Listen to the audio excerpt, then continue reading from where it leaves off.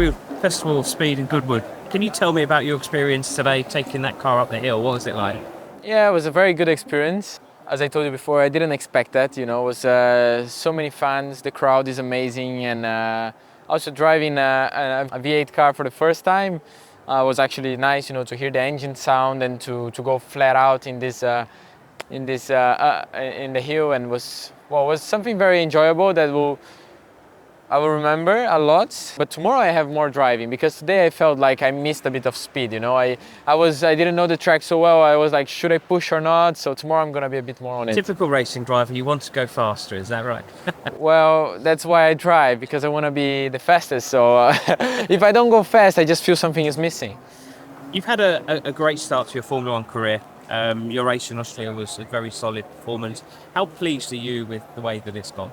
Well, it was a very special race. Austria has been always super good for me in the past, and not different this year. Having my first points with a very solid weekend, we have been doing a lot of progress with the car we have this year as well. So I can't complain about it. Everything has been going in the right direction, and I'm super glad of how things are going, and honestly looking forward to see what is the future waiting. Yeah, Austria was obviously a highlight, finishing 8th and getting those points. Talk us through the emotion of that weekend. Well, obviously I had a bit of not the pressure, I would say, because I knew at some point it would come, but I want to score my first points in Formula One.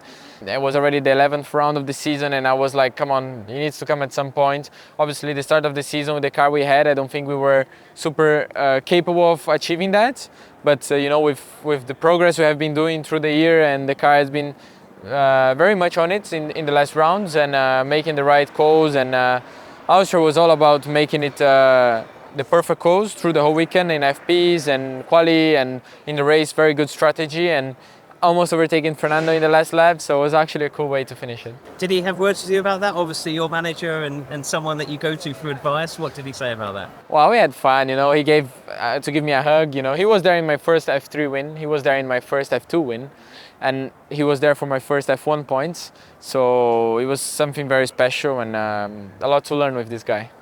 Tell me about Nico as well last weekend. It must have meant so much to him, but also to the team as well. Yeah, obviously Nico's first podium, he has been waiting for 15 years. It's a show, it's a proof that you can never give up, and you need to keep pushing and trying and giving your best. And I think he did a magnificent race. He was having a tough weekend in Silverstone, like I was having as well. We were just lacking a bit of pace as a team. But then going on Sunday with crazy conditions and wet and drying situations, I think Nico has been always very strong in these conditions, and he managed to give the right calls and not pit for slicks at the beginning of the race like I did. And my view now in the hand side, obviously I understand it was the wrong call because the track never dried up, but he had the vision that he should have stayed out and make positions on track, and he put himself in that position. Plus he had a very good pace on the wets, and managed to keep Hamilton behind. Does that give you confidence going into the second half of the season of what's achievable? Podiums, points, more points? Points. I think podium, it's tough to say. I don't think it's something realistic, but I think it's possible. It's never impossible.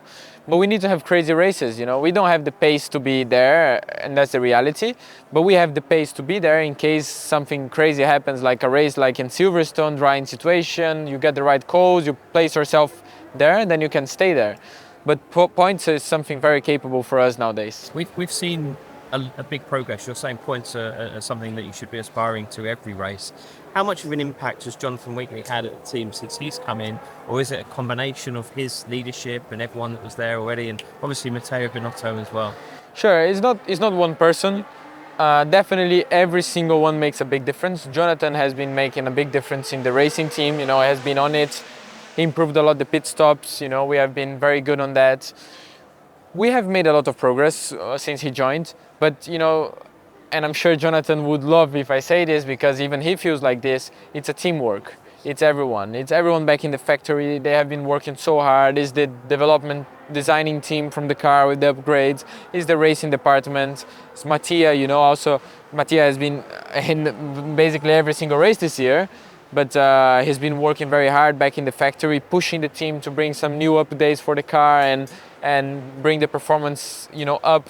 So I think it's a mix of every single one pushing in the right direction and with the right culture and making the right progress. Moving in the right direction, that's the key. Exactly. Before we start talking about 26, I just want to ask you about what you're most excited for in the second half of the season. You were telling me before that you've not actually raced or driven at Sao Paulo, which is your hometown.